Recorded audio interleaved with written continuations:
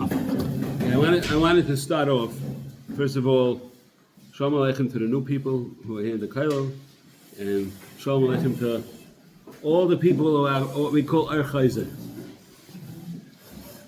So everyone came back, Baruch Hashem.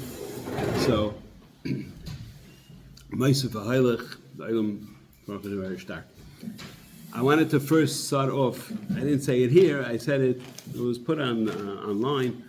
I said over just a reason why people shuckle. The reason I'm saying it now is because I want to say over a story that somebody told me afterwards.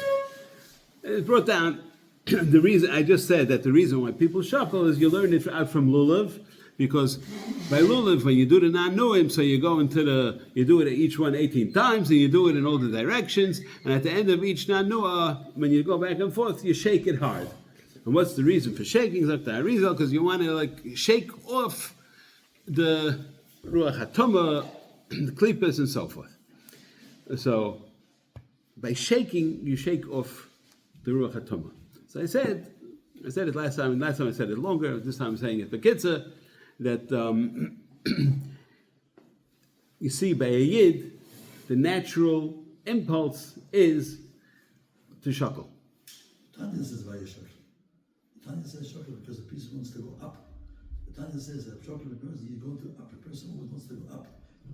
But that's like you want to go up and up and up. That's why you shuckle. Yeah, but when you shuckle, you're going back and forth, really. Let's come on, you're going up. Okay. But either way, I'm just quoting the Arizal. I'm quoting the Tanya. Okay, I'm quoting Arizal. So I'm just saying that I'm telling to the Arizal, to the Nanuim of Sukkot, that shuckling takes away klippas. He says, but you do much more. You take the das comes down. It's not only this. It's much more than that. I'm telling on that one nakuda. But anyway, I'm just saying. It's much better. You're taking out the das of the person develops.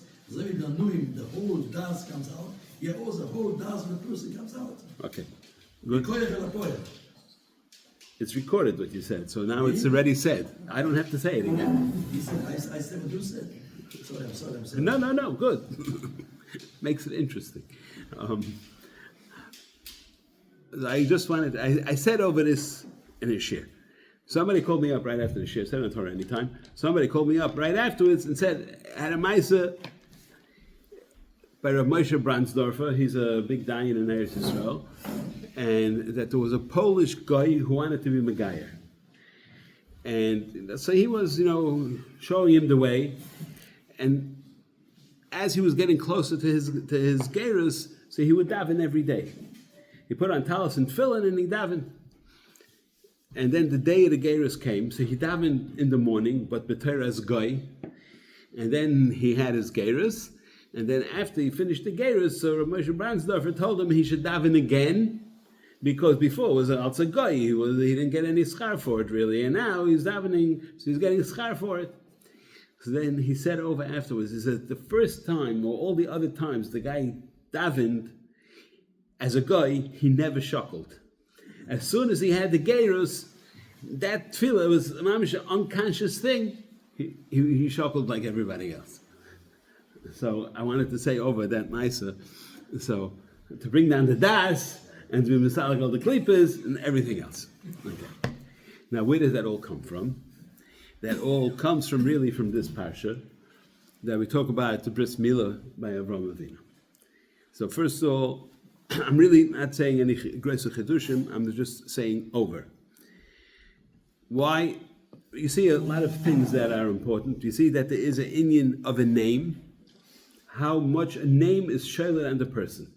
And if you want to bring a raya from here, from Avram to Avraham, right? So you see that Avraham was I don't know if he was called a saris, but he was not have the ability to have children.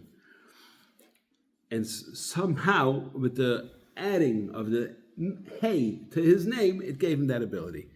How does that work? Because basically, the name Avram is spelled out Aver, is Aleph Beis Reish, and then there's a mem at the end of it, and that mem, so it's the Aver is referring to the Makom Habris, Yisaid, and that is followed by a mem stuma. So it's showing you Aver Sasum. Aver Sasum means he doesn't have the ability to be miled. So what did Rebbeinu Shalom do? He added a hey to the name. Hey is representative of Hey Chasadim. What is Hey Chasadim? I'm not speaking necessarily to the Olam here because everybody knows what Hey Chasadim is, but there's two ways of understanding Hey Chasadim. One is that on the right hand is 5 etzbais, which is one way of Hey Chasadim. There's many ways, and Pashas is the Hey Chasadim of the 5 Chasadim in the 10 spheres. 5 of them are Chasadim and 5 of them are Gvuras.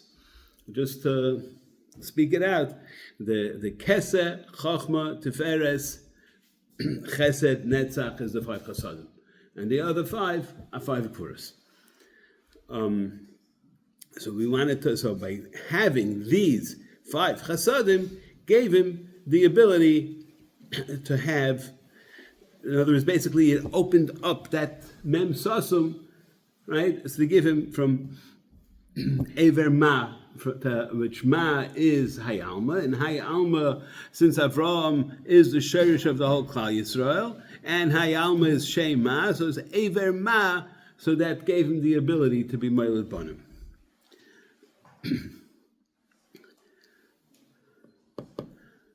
Okay, so also it's Negeya to the Pasha.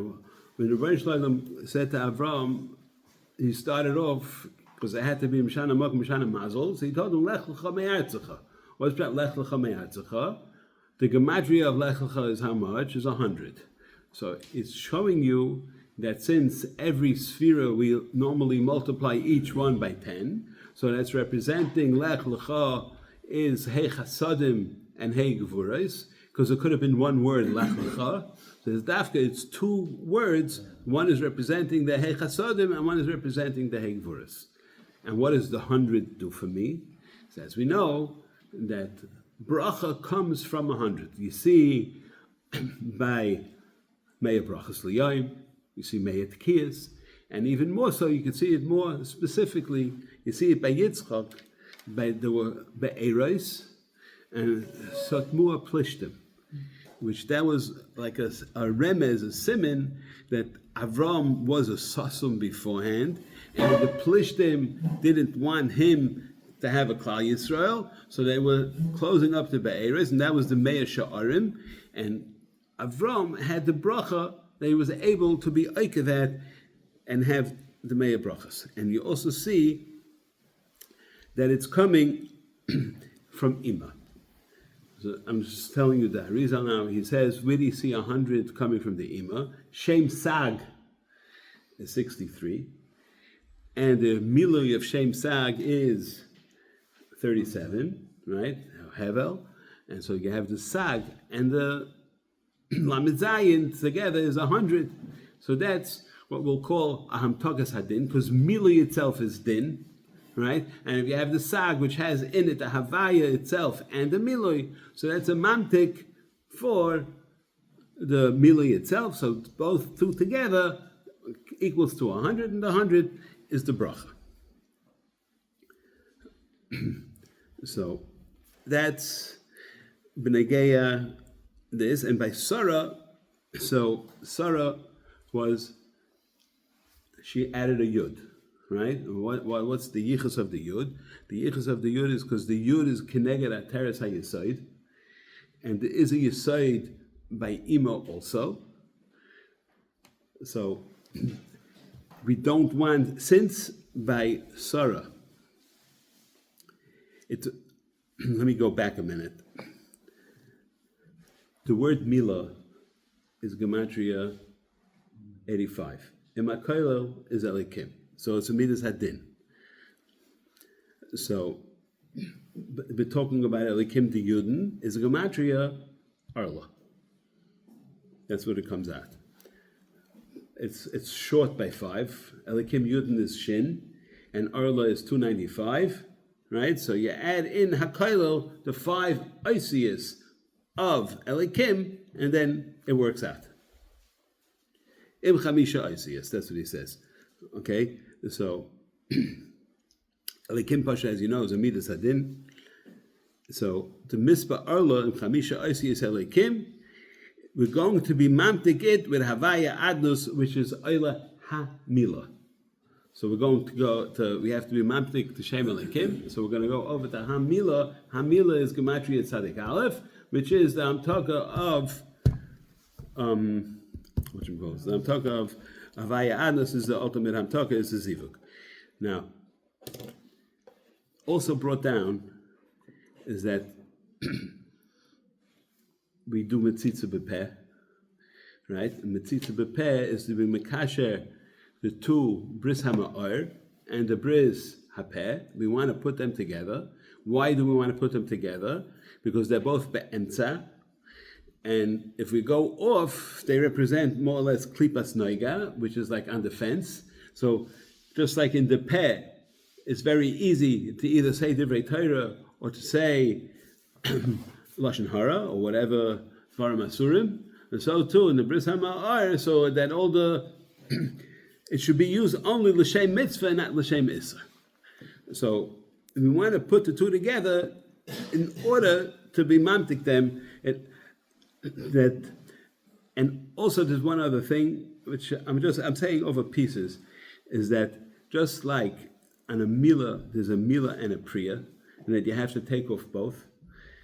And if mol v'loy para is ke'ilu loy mol, because there's still something blocking the iris from coming through, and so too in the peh you have shinayim and sfasayim, just like the arla itself is a davar kosher in comparison to the priya, so too the shinayim is a davar kosher in comparison to the sfasayim. Which I wanted to be moist of one thing, I'm going to stop in a second, is that you see in the next week's parsha, why Dafka did Avram serve the Malachim the shyness? Why Dafka a Lashon? I'm thinking, why did they come? They came to be Mavata Chayla because after the Milah. And just like we know, we want to be Mekasher, the Bris HaMa'or to the Bris HaPeh, so he Dafka gave them Lashonis to show that he's making a kesher between the Bris HaPeh and the Bris HaMilah. So why the Chardal? That I'm not sure yet. but the Gimel Lashonis would be Keneged that. So I just wanted to say over, I was just saying over, mostly is Abyssal Arizal. But I want to mention one other thing, that the akavanis that a person should have, that therefore you have to do Metzitza B'Peh B'Yayin, and I'm just going to quote you a lashon that if a person has a proper kavanis, that he brings down by a bris milah, Shemati Mimarizal, there's the Reb Chaim Vital saying, Shahamoyel Tinek B'Zoyis HaKavana Lo'olam Lo Yitame Brisai, this is going on the baby obviously, V'Yiska Liyes Moira Hayrois B'Yisrael. So, if you have kavanas, they're not hard kavanas, so I'm not going through all of them now. It's actually pretty short, but it's because it's yayin edaim and dam edaim, so you mamtik it. So I'm just saying it now that first of all, Metzitza B'Peh is very important. A lot of people are not so makbid on it, but certainly al pisod you have to be very makbid on it. And Sveitins, if a person does it with kavanas, which is not a big deal. So you have pretty good guarantees that the Rachanimo won't be Pogim B'Bris and he'll grow up to be a Meirah Rabbi Yisrael. So it's a pretty good deal.